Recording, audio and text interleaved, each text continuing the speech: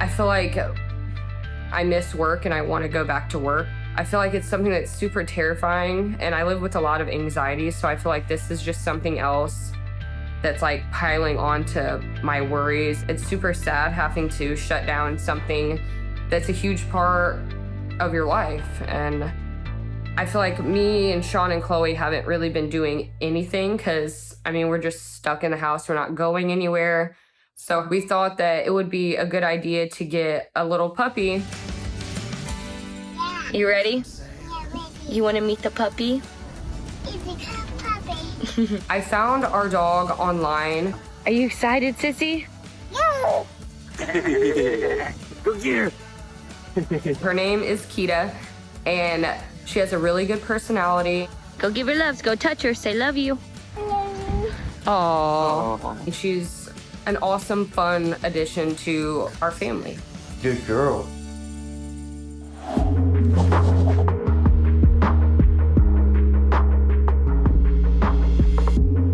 What are you guys eating?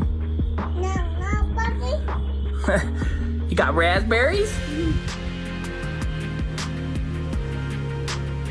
In South Dakota, we don't get hit with all these things, and sometimes we're just like in our own little bubble. And so going there and seeing how serious everything really is, that definitely was scary. To go and like see other cars like going through to get tested, and like that was really the first place I went into, and they're like waiting at the door to check your temperature, you're wearing a mask. Like it was like, oh dang, like this is a different world right now. And that made it really sink in.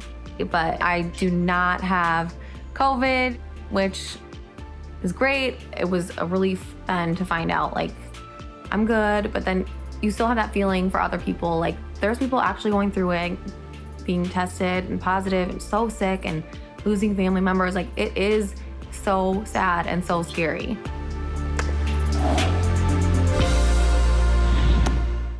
For everything you need to know about preventing pregnancy and protecting yourself, go to itsyoursexlife.com.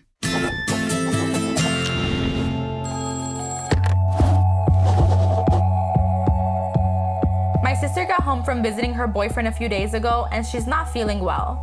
But it's hard to actually get tested for COVID-19, so we have to call the doctor.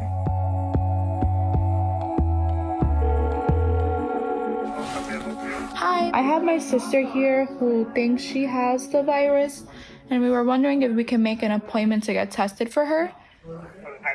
She's not feeling good, and she has like a really bad cough.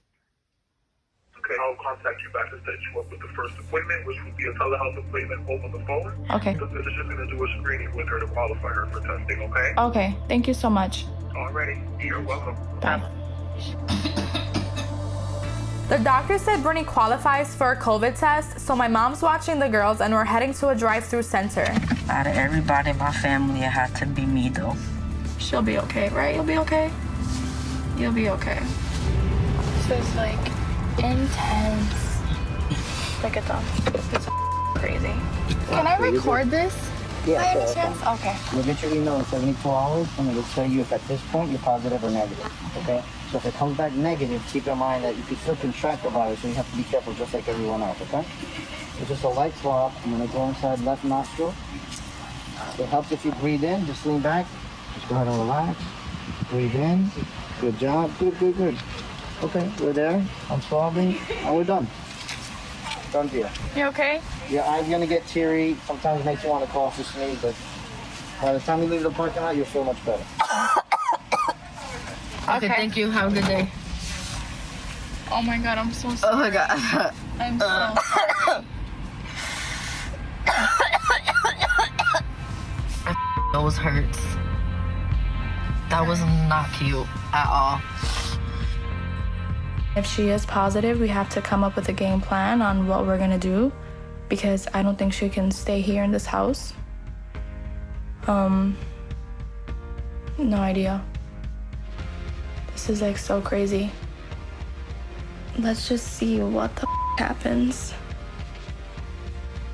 I'm stressed. I'm really, really stressed.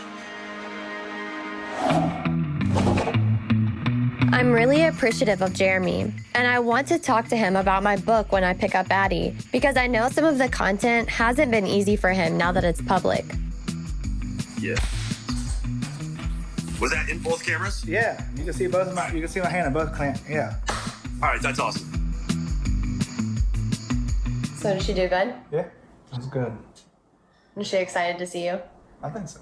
I know the girls were excited to see Corey. You quarantined your ass before I let Addie come over here. Well, yeah, but still. Just because you don't know. You never know. And then I've switched everything with my book around to being virtually. Remember the last conversation we had about my book?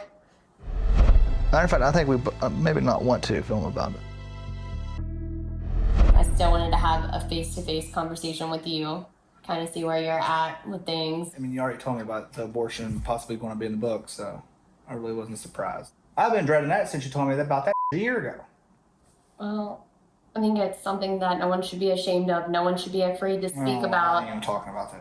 We're done. And no, we can talk about it. It's I don't want to talk about it. It's nothing like... I just don't want to talk about it. But that is what happened. So if I would have left that out of my book, I would have been lying. I just feel like there's certain things you could probably like left out, sugarcoat a little bit better. I don't know. No, that's not owning my. It's sad that I felt ashamed or fearful to talk about that decision. You had plenty of people in your head telling you all kinds of if I remember correctly. And you told me one night driving up I-79 right about. No, I told you right in front of your mom and dad's house. I remember a lot of this time in my life. Okay, I don't. Almost so to the I'm gonna give it to you. I'm gonna give it place. to you. I was very blacked out. And then like I just never brought it back up to you. I never talked about it, and we got back together, and I just kind of just left it alone.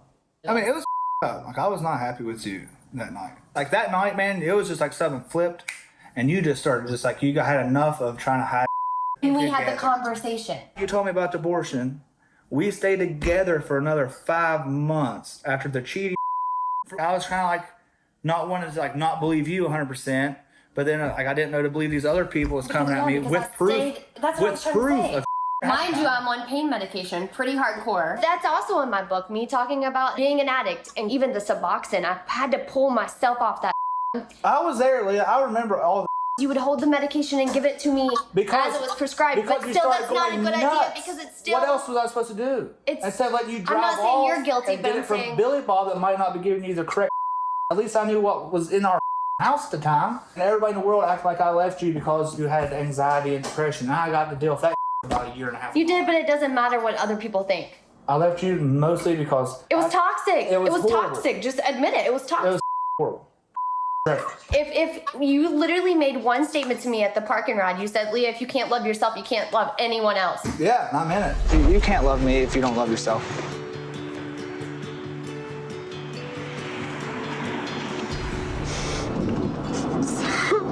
I just want to do better. I was like, damn. Yeah, well, you come. Words be coming from Jeremy, that was some good words to hold on to. And it doesn't matter how things are going, we always communicate well. Always good. Yeah, always. I love you. I love you, Jade.